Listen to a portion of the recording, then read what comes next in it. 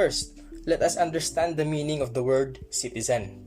A citizen is a person who, by either birth or naturalization, is a member of a political community, owing allegiance to the community and being entitled to enjoy all its civil rights and protection. That's how we define what a citizen is. Now, let us analyze what it is trying to tell us. This definition denotes the existence of a legal relationship between the individual and the country. Take note, the relationship is between a person and a country, isang tao at isang bansa. Moreover, the country's government is expected to provide its citizens protection from physical harm within its national borders and protection in the exercise of his human rights, while the citizen is bound to show allegiance to the country and obey its laws. Simply, ang sinasabi dito ay obligado yung government ng isang bansa na protektahan yung citizens niya.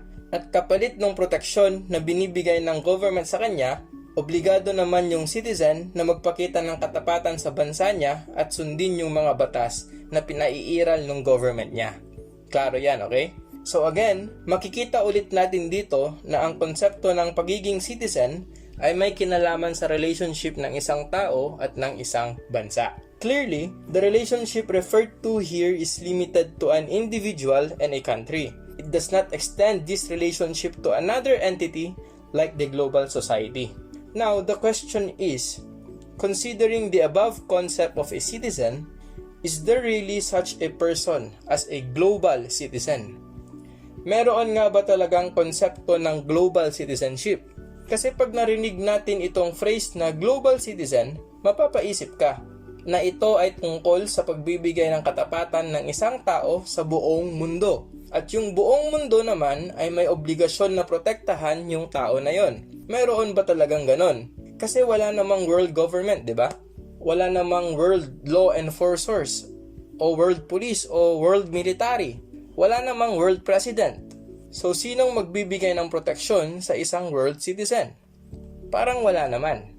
At first glance, the term global citizen strikes us as an oxymoron because of the combination of two words with contradictory meanings. However, as a concept, the term global citizen possesses a clear and definite meaning. Consider the various definitions of global citizen found in the next slides.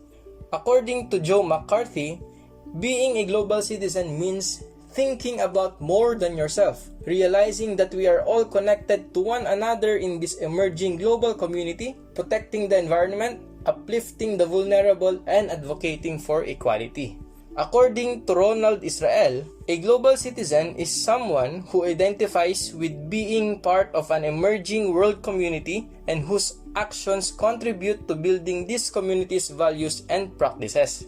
According to Oxfam Education, a global citizen is someone who is aware of and understands the wider world and their place in it. They take an active role in their community and work with others to make our planet more equal, fair, and sustainable. Now, going back to the question, is there really such a person as a global citizen? The answer is yes, there exists a global citizen. All those definitions convey the idea that the individual who considers himself a global citizen has transcended the geographical limitations imposed by being a citizen of a certain country, and that he thinks of himself as a member of a larger community, that is, the global community, whose values he is willing to uphold and whose interests he is willing to promote. So, merong global citizen class. Although, hindi ito yung official citizenship na parang pagiging Filipino citizen, American citizen, Canadian citizen, and so on and so forth. Hindi ganon. Ang pagiging global citizen ay more like isang philosophy or ideology yan. Hindi mo makikita ang pagiging global citizen ng isang tao sa formal documents.